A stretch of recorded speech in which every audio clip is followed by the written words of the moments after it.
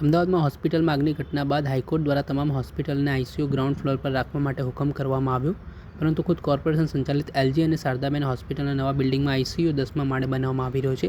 વિપક્ષ નેતા દ્વારા ગંભીર આક્ષેપ કરવામાં આવ્યો છે અને ગામને સુફિયાની સલાહ આપવાની જગ્યાએ કોર્પોરેશને હાઈકોર્ટના હુકમનો અનાદર કરતા હોય તેવા આક્ષેપો પણ તેમણે કર્યા છે। સાથે જ ગ્રાઉન્ડ ફ્લોર પર આઈસીયુની વ્યવસ્થા રાખવી જોઈએ। અમદાવાદ મ્યુનિસિપલ કોર્પોરેશન દ્વારા 3.185 કરોડના ખર્ચે મણિનગર વિસ્તારમાં હયાત એલજી હોસ્પિટલ પરિસરમાં નવી એલજી હોસ્પિટલનું બિલ્ડિંગ ઊભું કરાયું છે, જેમાં 705 બેડની હોસ્પિટલ ઊભી કરવામાં આવી છે। આ મામલે શું કહી રહ્યા છે વિપક્ષ नेता शहजाद खान पठान, तेमने सांभळो। अहमदाबाद शहर में कुछ ही वर्षों पहले श्रेय अस्पताल में आग लगने के कारण 8 लोगों की मृत्यु हो गई थी और वो अस्पताल में आईसीयू वार्ड में आग लगी थी। उसके बाद हाईकोर्ट के चीफ जस्टिस ने यह कहा गया था कि अहमदाबाद शहर के सरकारी अस्पताल हो या प्राइवेट अस्पताल हो, सभी के सभी प्रकार के आईसीयू ग्राउंड फ्लोर पर होना बहुत जरूरी है, ताकि आगजनी के कारण जो मरीज वेंटिलेटर और जो मरीज बाइक पैक पर है उनको बाहर निकाला जा सके।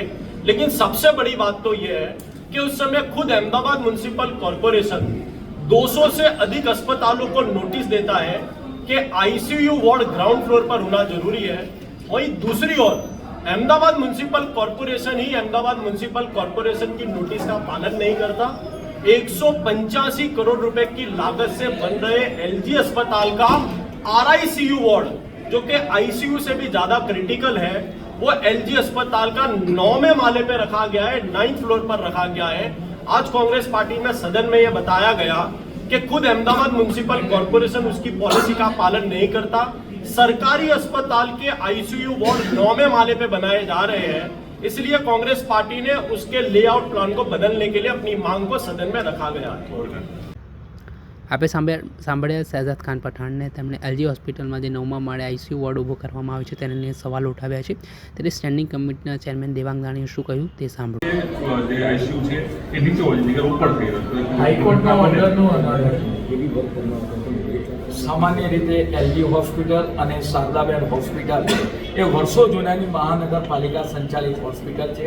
શારદાબેન હોસ્પિટલ 1960માં, એ જ રીતે એલજી હોસ્પિટલ એ પણ 45 વર્ષ કરતાં વધારે જૂની છે।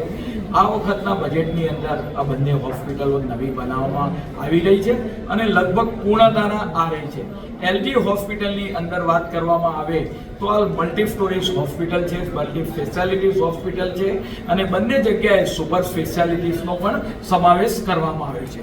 એલજી હોસ્પિટલની અંદર ખાસ કરીને જ્યારે આ સુપર સ્પેશિયાલિટી હોસ્પિટલ હોય ત્યારે નીચેના ભાગની અંદર ગ્રાઉન્ડ ફ્લોર પર જનરલી ટ્રોમા સેન્ટર રાખવામાં આવતા હોય છે।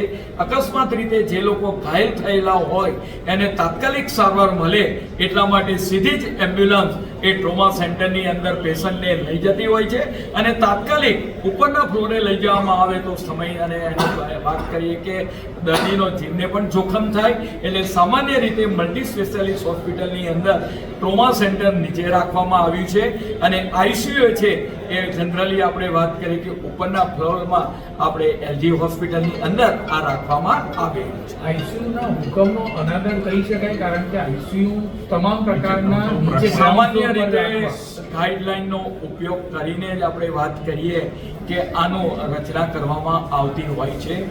સુપર સ્પેશિયાલિટી હોસ્પિટલમાં ટ્રોમા સેન્ટર જનરલી એ નીચે રાખવામાં આવતું હોય છે। આપે સાંભળ્યા હતા સ્ટેન્ડિંગ કમિટીના ચેરમેન દેવાંગ દાણી। તેમણે શહેજાદ ખાનના જે આક્ષેપો છે તેને લઈને નિવેદન આપ્યું છે। દર્શક મિત્રો, આવા જ વિડીયો જોવા માટે એનકવરેજ ન્યૂઝ જોતા રહો।